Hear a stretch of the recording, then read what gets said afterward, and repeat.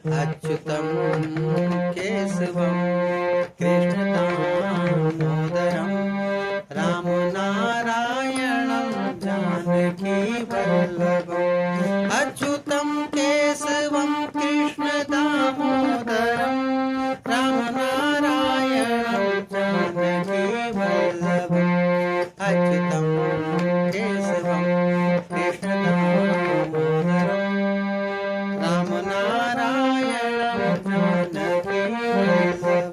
जय श्री कृष्ण। देवी या सज्जनों, कमेंट बॉक्स में मुझसे पूछा गया कि परमानंद किसे कहते हैं।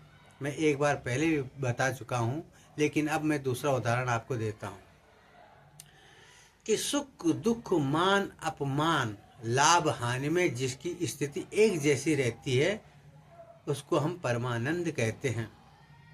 संत एकनाथ जी का नाम आपने सुना होगा। उनकी पत्नी बहुत सुशीला थी,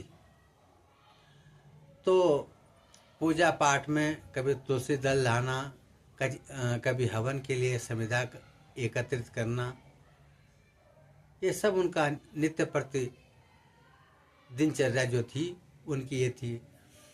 तो वो भगवान से प्रार्थना करते हैं एकनाथ जी कि प्रभु, आपने मुझे स्त्री नहीं दिया है, स्त्री नहीं दी, बल्कि मुझे आपने सत्संग दिया है। तो वो इस स्थिति में भी प्रसन्न है। दूसरी स्थिति है तुकाराम जी की। तुकाराम जी की पत्नी बहुत कर्कशा थी, अपनी बात ऊपर रखने वाली थी।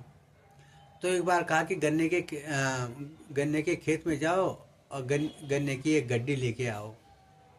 तो संत ठहरे तुकाराम जी, वो बांटते बांटते सब, केवल उनके पास एक गन्ने का जो डंडा था वही बचा। कह सुबह के गए हुए हो और आप केवल एक डंडा लेके आए। तो उस गन्ने के डंडे से उन्होंने उसके पीठ पर प्रहार किया तो उसके टुकड़े हो गए। तो जब उन्होंने देखा, उन टुकड़ों को देखा तो दोनों बराबर।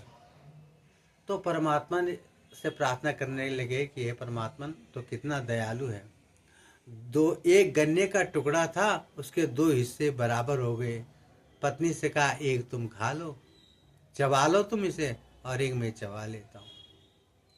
तीसरी बात है नरसिंह मेहता की।